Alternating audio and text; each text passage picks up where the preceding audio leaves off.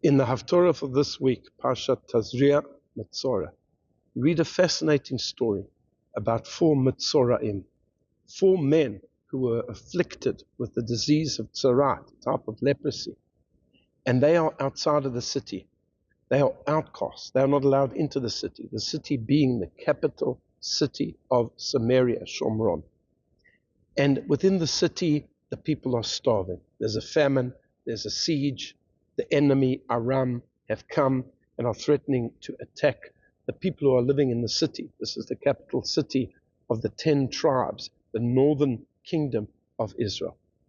And these 4 men are in a quandary. They're starving. They can't go into the town. Even if they could go into the town, there's nothing to eat. So they decide they're going to go to the enemy camp. What have they got to lose? They might die anyway. They go into the enemy camp, and there they find something completely unexpected. It's deserted. It's a ghost town. No one is there. The army of Aram have fled. And the prophet gives us the backstory and tells us that Hashem caused a auditory hallucination. They thought they were being attacked, and they all fled. So the tents were left full of food.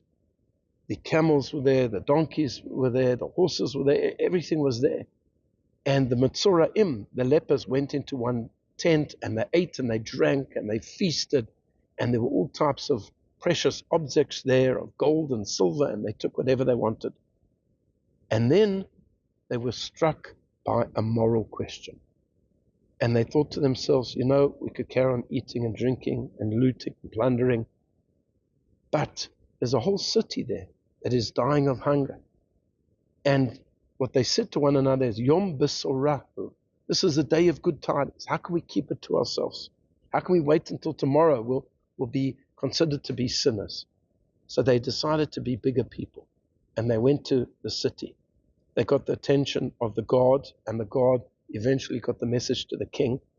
And the king went to investigate because he thought it was a ploy on the side of the army of Aram, but he found that it was true, that indeed the army of Aram had deserted, and the people from the town were able to go and to replenish their supplies, and the famine had come to an end. And what this story teaches us is the importance of making moral decisions that are not necessarily in your best interest. Because these 4 lepers could have just continued. They could have chosen the easy path.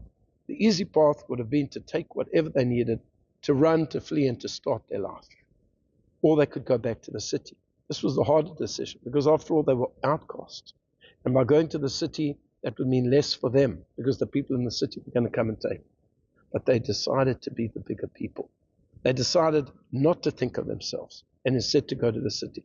And our sages tell us that people who contract this disease of Tzaraat, it's because of antisocial behavior, speaking gossip, and also because of complete arrogance.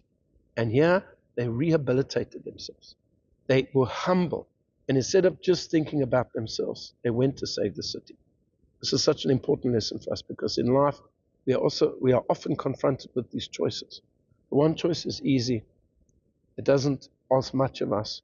We get maximum benefit. But the other choice is, we may actually lose a little bit about what we want, but we can help other people. We can assist. We can do something better. It's not just about us. We have to take that opportunity sometimes to put ourselves second, to think about others, and to save our communities, our societies, and even the world. I wish you a Shabbat Shalom.